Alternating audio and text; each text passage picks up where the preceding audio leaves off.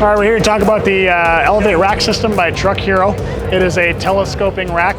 You can bring it down to 18 inches like you see here, as well as up to 28 inches for higher loads.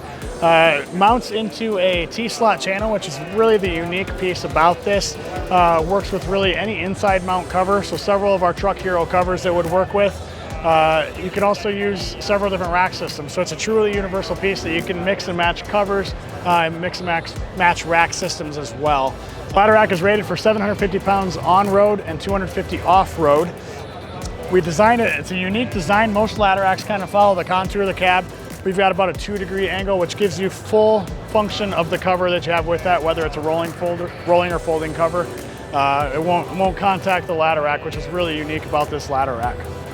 One more piece that's unique about this rail is we've got cargo management tie downs. You can actually slide these along anywhere along the rail, which is really cool. Our rack up here also has a T-slot on the bottom side and the upside that this would work in there anywhere along there. So if you've got kayaks or something, you could tie it down right up here instead of bringing it all the way down here as well.